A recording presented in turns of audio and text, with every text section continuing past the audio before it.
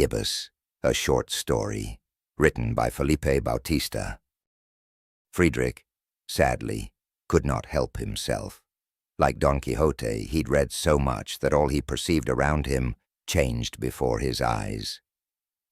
Don Quixote, of course, had been reading chivalric, knight-errant romances to such a degree that he perceived not windmills but fierce, monstrous giants, not small inns but great, towering castles. In turn, Friedrich had read so much David Hume, George Berkeley, and Immanuel Kant that he could no longer see things in themselves but appearances, the mind's perceptions, sensible qualities, representations whose essence is to conform to the a priori forms of the understanding and of the sensibility.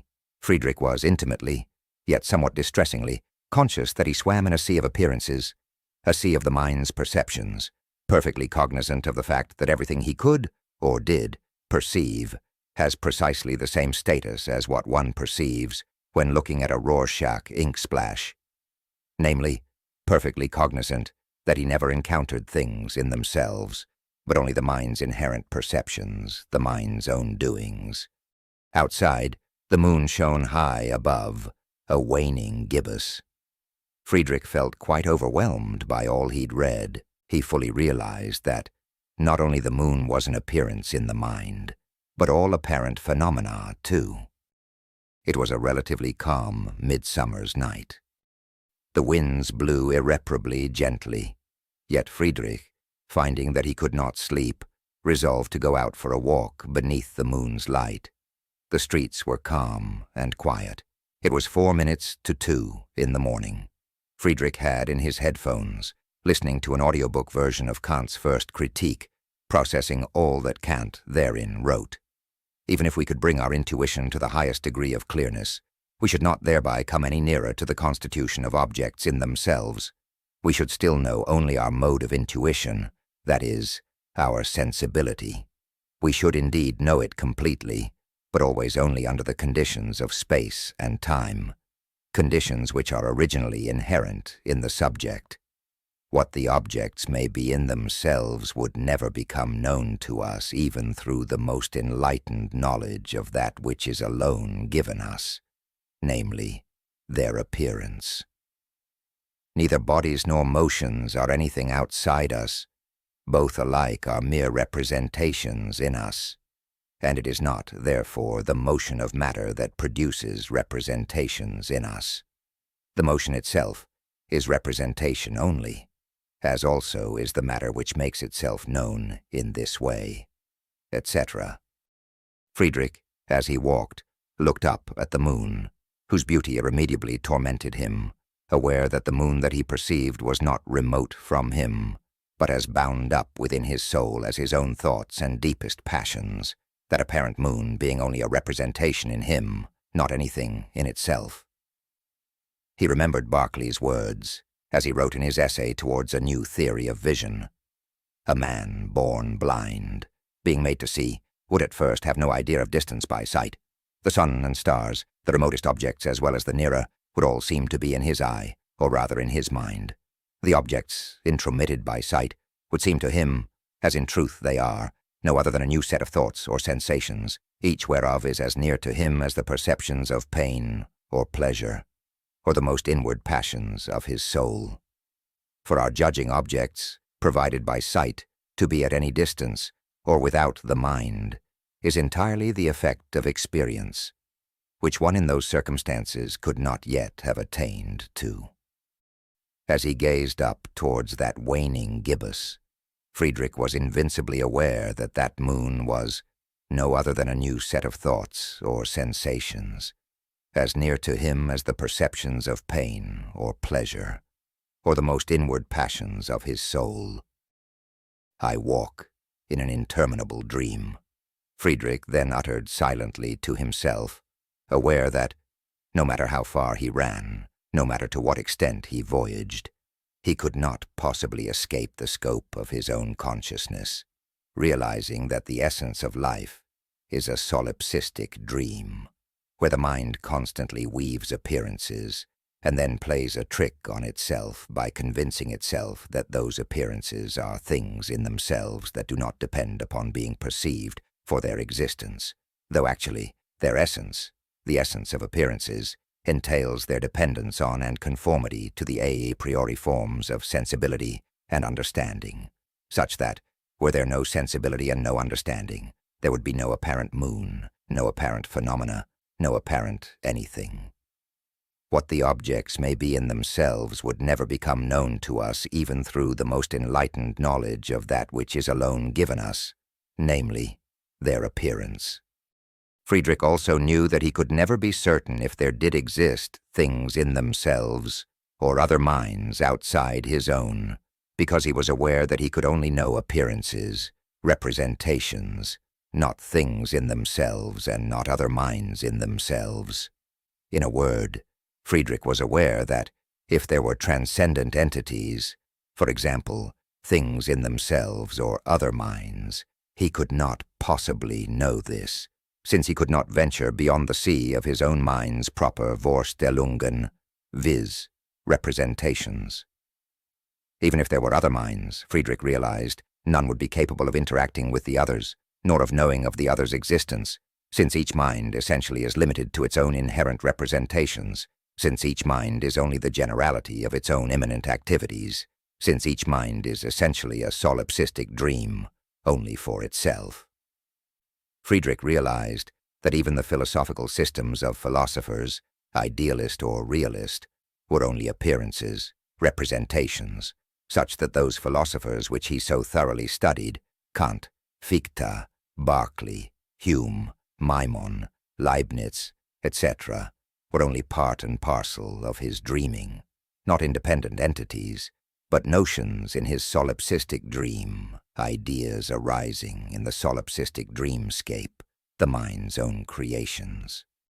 Friedrich was not too particularly disturbed by this awareness, his awareness that he could not interact with anything other than the representations of the dreaming mind, because he valued Kant's empirical realism, Fichte's primacy of practical reason, and Husserl's methodological phenomenology.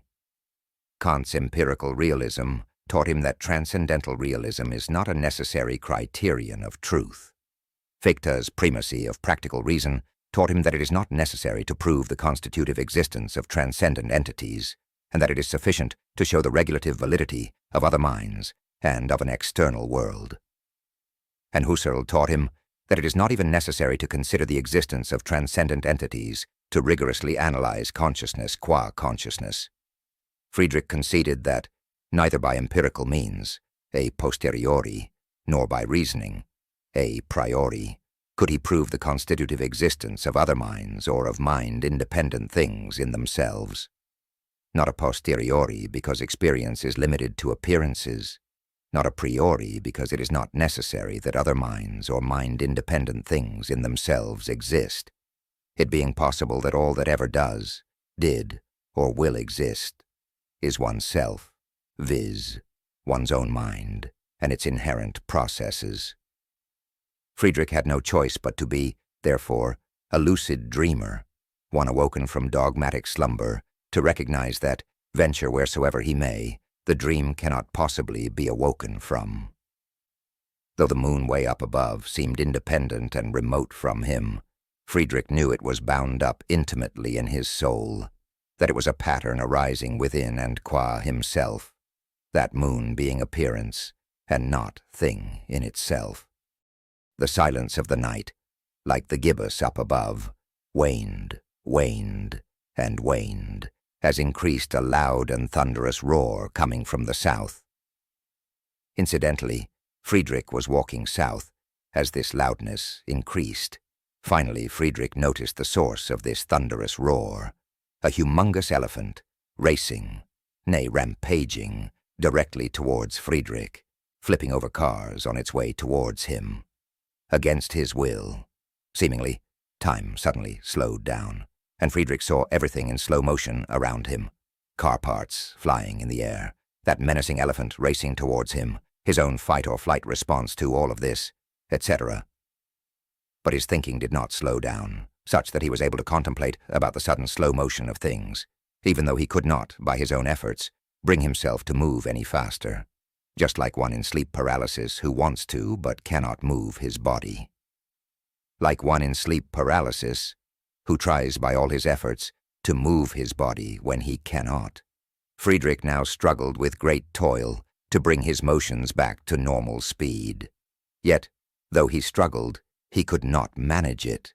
Nevertheless, he persisted and persisted and persisted more until at last he felt like he was breaking through the slow motion. Finally, somehow, like someone who's been bound in chains but manages, through sheer brute force, to break free from their bondage, Friedrich liberated himself from the slow-motion condition. But this had a devastating effect. Namely, it broke the fabric of the empirical environment around him, forming a black hole in the ground into the depths of which Friedrich now violently tumbled. Friedrich tried to grab hold of something as he tumbled through the darkness, futilely. However, after a while, he noticed a rainbow below him, on which he eventually landed. The rainbow was made of some polished glass material, very smooth and slippery, such that, upon landing on it, Friedrich slid down its slope. He slid all the way to the rainbow's end, to the very bottom, where, upon landing, he noticed Satan standing before him, red and horned. Satan held a book in his left hand, the Holy Bible, which he then violently threw at Friedrich. Upon impact, when the Bible struck Friedrich, Friedrich immediately found himself transported to Eden, where Adam and Eve had once lived. Friedrich arose and began to wander, perplexed, when a loud and thunderous voice echoed throughout Eden, roaring, "Of every tree of the garden thou mayest freely eat, but of the tree of the knowledge of good and evil thou shalt not eat of it, for in the day that thou eatest thereof thou shalt surely die." As soon as those words were spoken, all the lights went out in the garden, and Friedrich found himself in a complete and total darkness, such that he could not even perceive his own hands. Only a black darkness was apparent all around. Then, after some while, a red light in the distance shone. It was Satan, with a white-colored serpent winding around his body. Satan then spoke, saying, "Ye shall not surely die, for God doth know that in the day thou eatest thereof, then your eyes shall be opened, and thou shalt be as God, knowing good and evil." Satan, then, maneuvered towards Friedrich, the white serpent around him all the while diminishing in size, until at last it was no longer any serpent, but rather a crown of thorns. Finally, Satan was quite close to Friedrich, so close that he then leaned into Friedrich's ear and whispered unto him, "Go thy way, and as thou hast believed, so be it done unto thee," before locating that crown of thorns around Friedrich's skull and subsequently departing. Felipe Bautista, Chicago, Illinois, August 24th, 2024.